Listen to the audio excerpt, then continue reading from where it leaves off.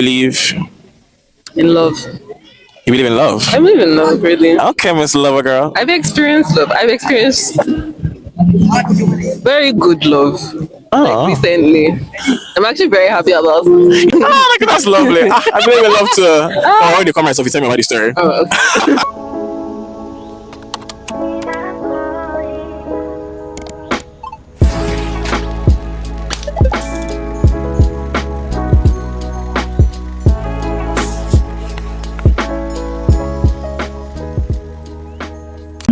Hi, I'm Jeremy. What's your name? Agozie. Nice to meet you, Agozie. Nice to meet you, Jeremy.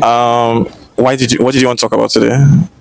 I'm not sure. You know, that's fine. Sometimes I think we don't always have the words to put our feelings into, but then I think that's still fine. Even just sitting down here can release some of the whatever it is. So let's just chat and see how it goes. Tell me something very joyful that's happened to you in the past 1 year. Very joyful. I'm alive. Shout out to that. Absolute joy. It's fantastic. That's a very nice thing. Yeah. But I think, I don't know, just I'm someone that likes my family a lot though. Oh, okay. Like, when you're younger, you don't necessarily like your siblings, but these days I just really like them. I like the fact that I talk to them a lot more this year. Oh, yeah. I think our parents cracked that earlier, and then growing up and then realizing, oh, these people are doing too much. But I think I feel you on this one because I don't speak to my family as much because I've moved away from home, and we don't keep in touch as much as we used to. But I find that I'm missing them more and more. So I'm glad that you're speaking to them more. Is there a highlight for you in this past year, like something that either you look forward to that happened, or just an unexpected delight, like something that just happened unexpected? Not really a highlight per se. Okay, well, everything is a highlight, really. But I think right now, maybe I'm just floating. Okay. Maybe lost. Because, right now I'm doing my internship. Oh, okay. So, it's supposed to, finish in January next year. Oh, okay. So, all I've been thinking about is, when this now finishes, what next? And everyone Uncertainty. NYSC. And then, when NYSC finishes, what next? I see. So, fear for the future. Yeah, so right now I'm just floating. I think that's just what's going on my mind. I really don't know what to be doing. Rather, it's not like I don't know what to be doing, but I'm just very. I think that's. So, does it ever become too much? Does it ever make you? I don't want to not keep going, or is it just fleeting? Does it just pass? Not necessarily, though. It's not like I'm fleeting or anything. It just comes and goes. Yeah, sure, it's fleeting.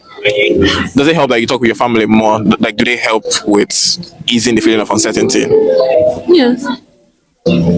Just. I like to hear that. I think we live in a world that is a bit unkind, and by that I mean people are not prioritizing intentional kindness to each other. And one of the things that I want to do here with this platform, with this series, is to get people to be doing kind things, small acts of kindness. So the question is what is the kindest thing a stranger has done for you? So while you're thinking, let me share a kind thing a stranger has done for me. Okay. So there was a time when I was young, much younger. I was 10, 11, and I was supposed to travel to Jos from Port Harcourt, I believe. And my mom wasn't traveling with me, so I was traveling alone. As a young, 10, 11, and that was pretty young, right? I think I'd been there once, but again, it's a 10-hour journey by road. So I got on the bus, and then there was this dude. I can't ever forget it. For whatever reason, he just saw me, and then when we stopped for the first time, my mom had packed food for me to take for the trip and everything, and so I wouldn't get hungry. But then when we got to a stop, this guy just commandeered care of me. He became my guardian. He just oh, what do you want? Do you want to eat? Or do you want granules? Do you want food? And it was just, this was years ago, almost 15 plus years ago, and till today I think about it and I'm this is something that I would want to do for somebody else, a random person I just see on the road. That's one of the kindest things I can remember someone doing for me.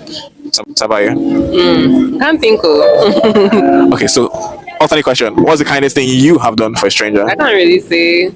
People say I'm a nice person, but I can't really pinpoint the kindest thing I've done for someone. I see. But I do remember this particular time someone told me that this was in school.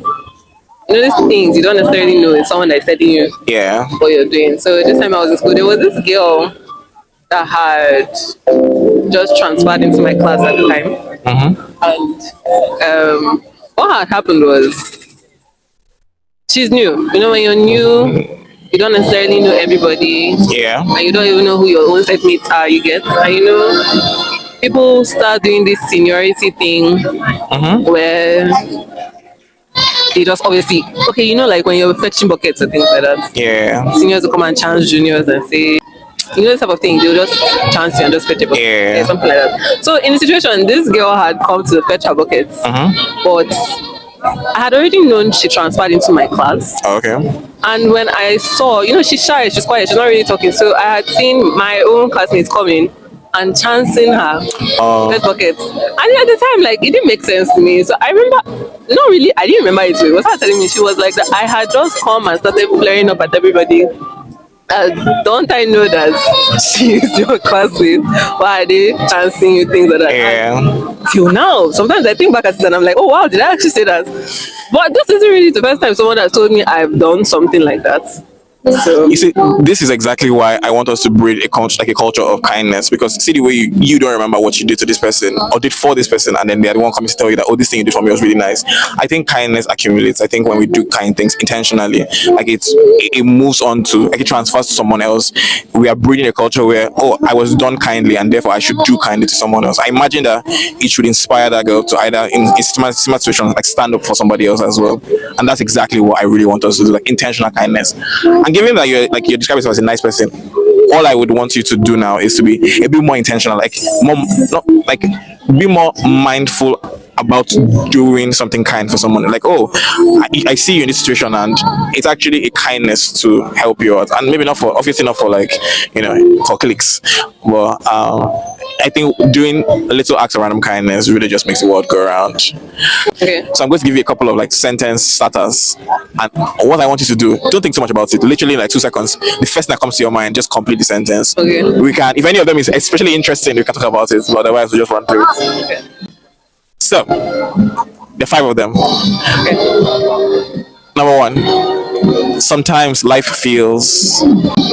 Sometimes life feels frustrating. I hear you. We're Nigerians. Yes. Of course, it feels frustrating. I believe. In love. You believe in love? I believe in love, really. Okay, Miss Lover Girl. I've experienced love. I've experienced very good love. Like recently. I'm actually very happy about it. Look, that's lovely. I believe in love to. Oh, when you come myself, you tell me about the story. Oh, okay. Sorry, guys. That's all for me. It's unfair that. It's unfair. And people go through what they go through. Fair. I think it points to where your heart is at. Yeah. But that's fair.